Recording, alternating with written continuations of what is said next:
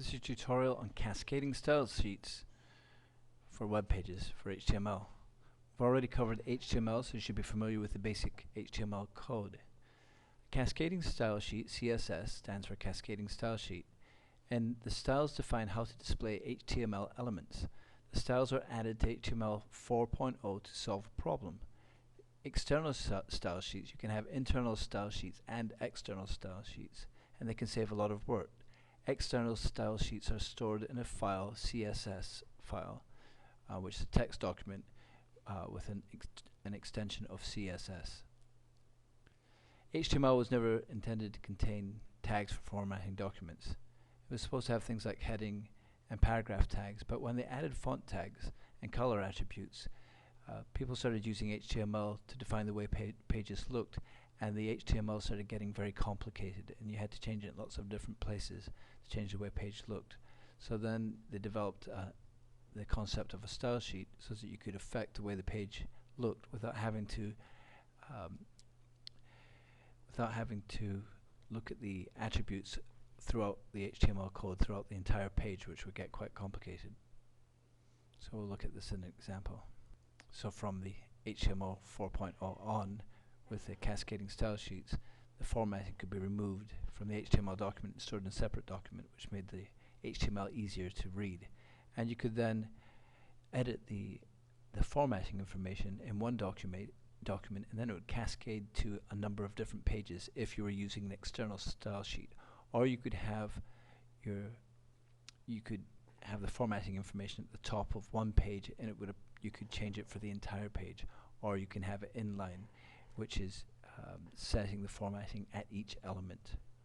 So you can have it at each element, or you can have it at the top of the page and it cascades down through the entire page, or you can have an external style sheet which you link to, and then it will cascade throughout multiple pages. And if you've got 100 pages in a document and you have one formatting sheet which you change and it cascades down, then it can save a lot of work, so you don't have to change it in 100 different pages.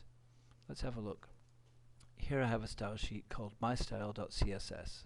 It's just a notepad, a text document. I have the paragraph tag, and I said the paragraph tag will be colored red and aligned right. Heading 1 will be red, 25 points. Heading 2 will be green and 20 points. Now here I have another text document, which is CSS example.html. This is my style sheet, which is .css, and this is the HTML.html.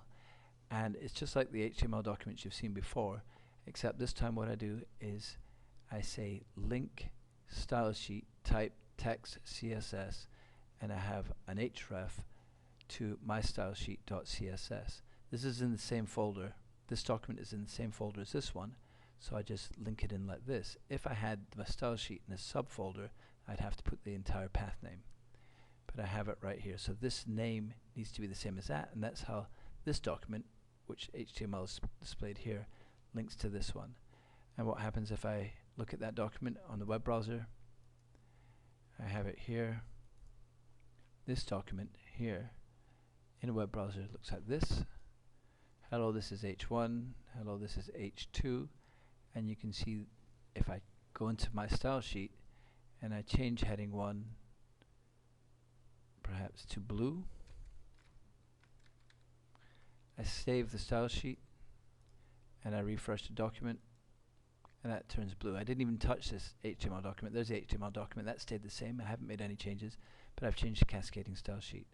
And if I changed heading 1 to blue in this style sheet, and this style sheet was linked in through the head here to several different documents, 10 documents, then once those documents are open, they would all have turned to blue also, and it can save a lot of the work because this is taken out into a style sheet. And that's the basics of an external style sheet.